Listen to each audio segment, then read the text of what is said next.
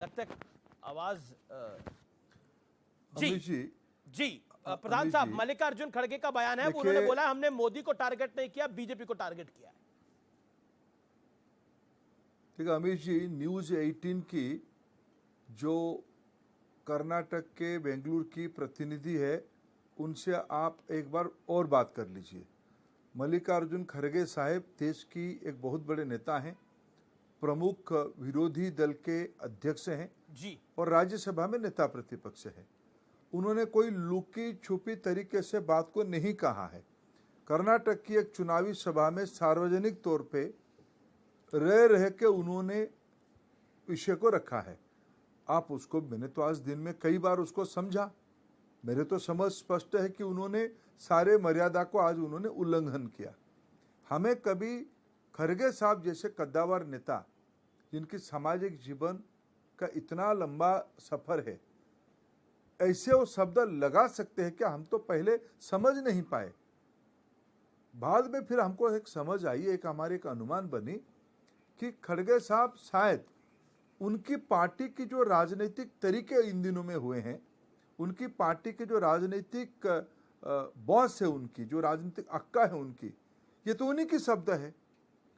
देश की प्रजातंत्र में विश्वास रख के देश की जनता ने एक सामान्य घर के व्यक्ति को देश के प्रधानमंत्री की भूमिका में आज बिठाया है।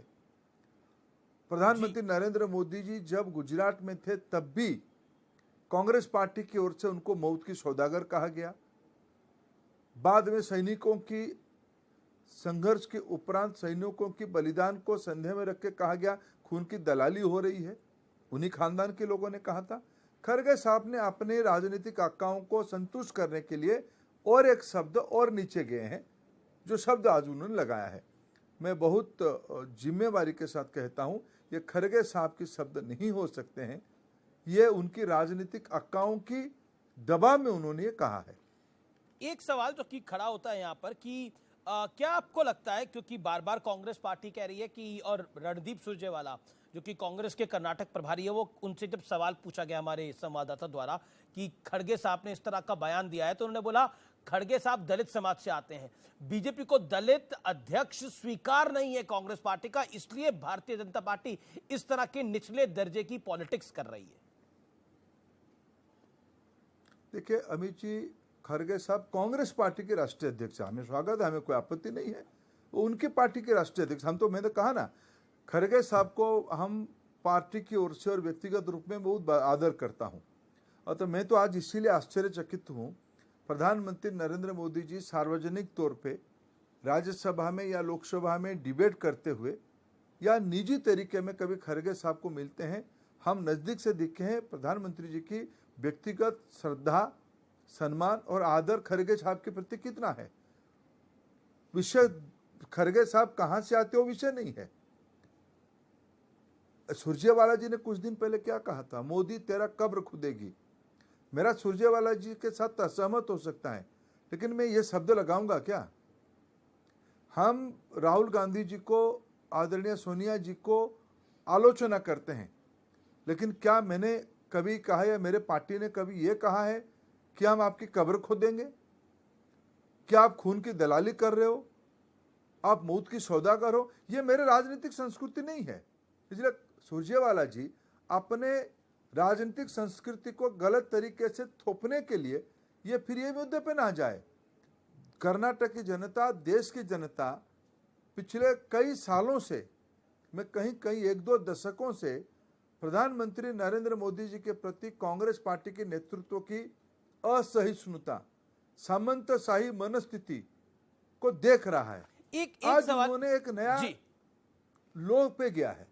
एक पॉलिटिकल पंडित हैं, कुछ कांग्रेस के नेता हैं, वो एक बात को कह रहे हैं कि बीजेपी डाइवर्जन करने का प्रयास कर रही है, भारतीय जनता पार्टी जो है वो कर्नाटक में चुनाव हार रही है, इसलिए डाइवर्ट करने का प्रयास कर रही है, कभी हिंदू मुसलमान लेके आती है, कभी ये कर खेल खेल रही है। व्हाट यू हैव टू से टू दैट मिस्टर प्रधान? देखिए, कांग्रेस पार्टी के पास कोई मुद्दे नहीं है कर्नाटक के चुनाव में। मैं पिछले कई महीनों से कांग्रेस पार्टी की एजेंडा, कांग्रेस पार्टी की इश्यूज को देख रहा हूं। कांग्रेस पार्टी के पास कोई मुद्दे नहीं है। कांग्रेस पार्टी की कॉन्ट्रडिक्शंस कि बंडल पड़े हैं उनके पास।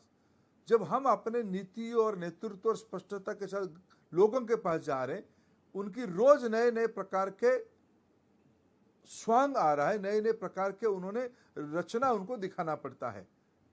इसलिए डाइवर्सन तो कांग्रेस पार्टी कर रही है। सिद्धरामैया जी कर्नाटक की 5 साल के मुख्यमंत्री रहे, उस समय में 1% की भी दलितों की या आदिवासियों के आरक्षण पे काम नहीं किया, 1% भी नहीं बढ़ाया। आज कह रहे हैं हम 75% कर देंगे। ये उनके मुद्दा है क्या? कभी किसी राज्य ने किया है क्या? जी, उन्होंने जो हिमाचल में प्रॉमिस किया था उसको किया है क्या? जो राजस्थान में किया था उसको प्रॉमिस किया, पूरा किया है क्या? जनता सबको असेसमेंट कर रही है। एक सवाल, कांग्रेस ने गृह मंत्री अमित शाह के खिलाफ भी एक एफआईआर दर्ज कराई है। रणदीप सुरजेवाला, डीके शिव कुमार गए करने के लिए। उन्होंने बोला कि जिस तरह से अमित शाह ने बोला एक रैली के दौरान कि कांग्रेस अगर सत्ता में आई तो सांप्रदायिक दंगे होंगे, वो एक नफरत फैलाने वाला बयान है। अमित जी, मैं शिव कुमार जी का एक स्टेटमेंट से गृह मंत्री जी ने उसको आगे बढ़ाया है। शिव कुमार जी तो चाहते हैं कर्नाटक में तनाव हो, भाईचारा खत्म हो। कर्नाटक ने पिछले दिनों में एक अनकॉन्स्टिट्यूशनल प्रैक्टिस चल के आ रही थी। कॉन्स्टिट्यूएंट असेंबली में डिबेट होके तय हुआ था भारत में धार्मिक आधार पर आरक्षण नहीं दिया जाएगा।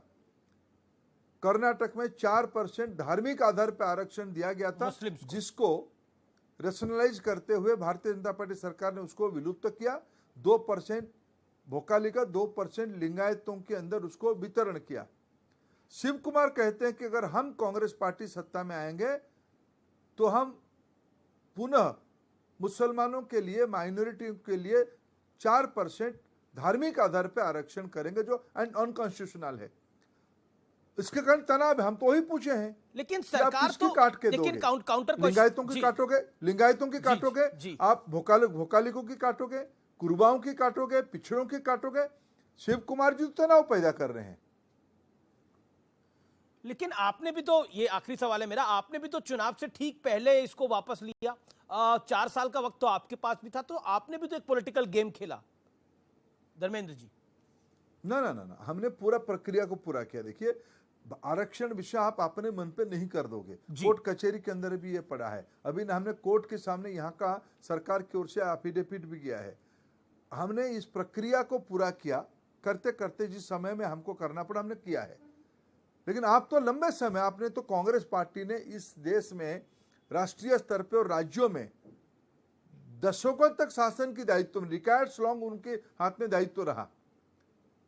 लोग उनको रिजेक्ट किए हैं, वो झूठ बोले हैं लोगों के सामने, असत्य बोले हैं, इसीलिए उनको रिजेक्ट किए हैं। जी, बहुत बहुत शुक्रिया हमारा आपको, आप हमारे साथ जुड़े, आपने अपनी बात को रखा। Thank you so much. Dharmendra Pradhan केंद्रीय मंत्री और कर्नाटक में चुनाव के प्रभारी हैं भारतीय जनता